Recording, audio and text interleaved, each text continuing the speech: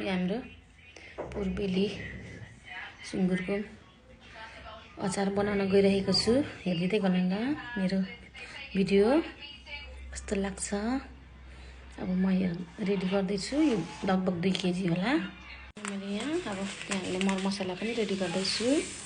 धनिया अनि तोरीको दाना लाउ पोख्यो अनि जिराको धुलो जिरा पछि के रे किन्छलाई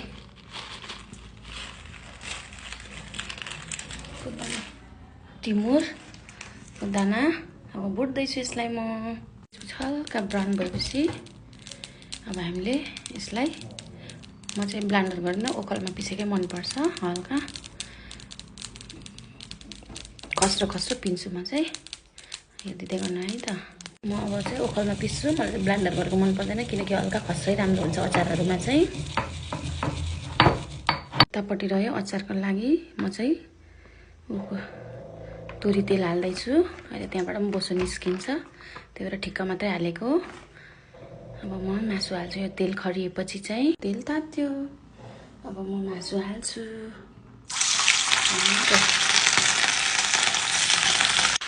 अब यसलाई चाहिँ मजाले भुट्नुपर्छ। यसको पानी निस्किन्छ। पानी सुकिन्जेलसम्म हेर्नु होला। अब यता पनि रेडी भइसकेको छ हाम्रो अचारमा हाल्ने मरमसला।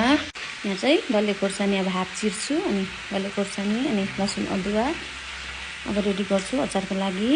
हेर्दै गर्नु होला है त। हल्का रेड भयो भन्दा पनि अब खरिसक्यो। धेरै खर्यो भने पनि साह्रो हुन्छ। त्यही कारणले हामी चाहिँ मैले चाहिँ ठिक्क मात्र बनाएको छु।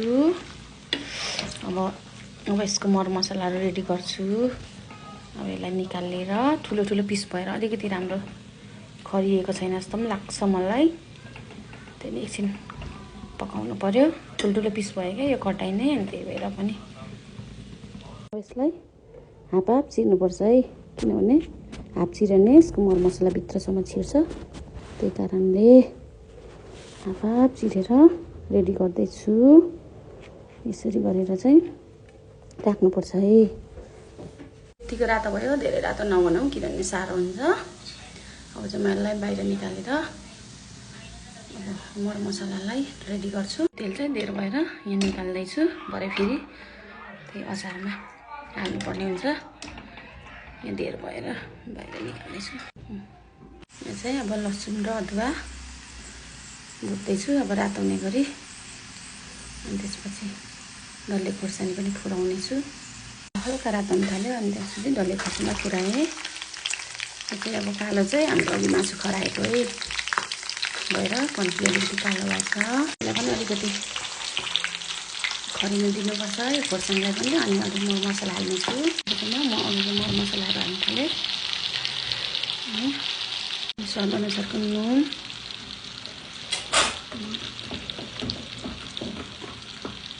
बेसार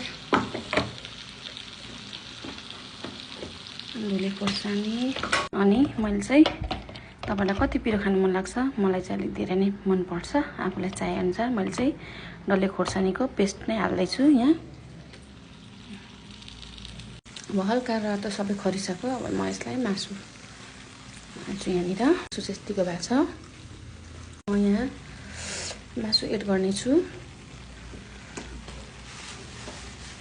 ठुलो पिस भयो क्या यसमा। अब चाहिँ म मासुलाई मिक्स गर्नेछु। तपाईँहरूलाई मासु लङ टाइमसम्म टिकाउने भने भिनेगर या कागती जे पनि हाल्न सक्नुहुन्छ। म चाहिँ मेरोमा चाहिँ भिनेगरै थियो त्यही कारणले म भिनेगरलाई हालेको छु 2 चम्चा जति। अब यसलाई मिक्स गर्छु। एकछिन सबै पकाउँछु अनि मेरो मासु रेडी हुन्छ। कस्तो लाग्छ हजुरहरूलाई लाइक कमेन्ट सेयर गरिदिनु होला मेरो मिनी भ्लगलाई। Thank you for watching.